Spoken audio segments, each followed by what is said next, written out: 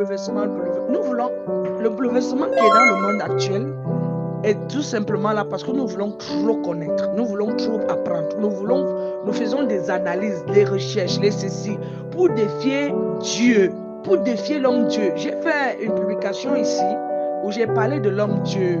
Un commentaire est venu en bas, Dieu n'est pas un homme. Dieu a créé l'homme à son image et à sa ressemblance. Donc il faut que vous puissiez d'abord comprendre, Dieu n'a pas une forme pour que vous puissiez comprendre qu'il est Dieu ici, n'est pas Dieu là.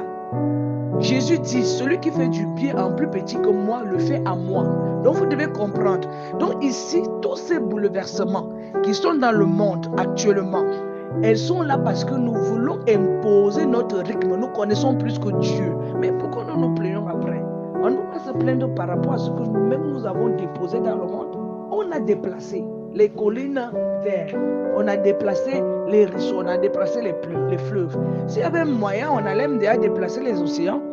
Vous croyez que maintenant, quand il y a toutes ces choses-là, et maintenant on a déplacé les paroles qui ont été mises, c'est-à-dire on dit l'écriture, quand quelque chose est déjà gravé quelque part sous forme d'écriture, cela ne s'efface jamais, ça ne se perd pas facilement.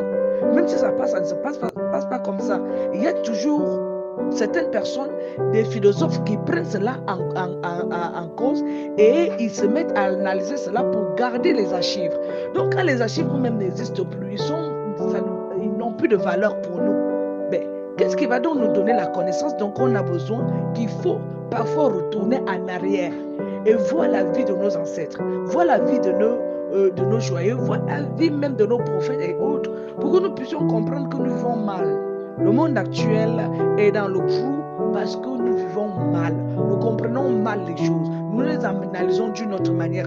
Il y a des gens qui ont des super pouvoirs, comme la sortie à Sascal et autres, qui voient les choses en avance que nous, des prophètes et autres, des gens qui font des choses que je ne vais pas parler ici, et ils ont une sorte de vision, et ils croient à ces choses-là. Mais après, vous allez rencontrer le Christ, et quand le Christ va vous poser une question, vous allez dire non. Je ne maîtrisais pas. Tu maîtrisais ce que tu faisais quand tu voulais défier la loi de Dieu, quand tu devais prendre le monde à ta propre profit.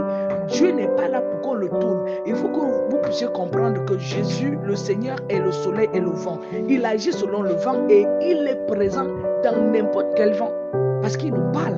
C'est sa façon à lui de nous parler, de maintenir la forme naturelle du monde. N'hésitez pas de nous suivre chaque jour pour plus de conseils pratiques qui vous aideront à coup sûr au quotidien. Merci.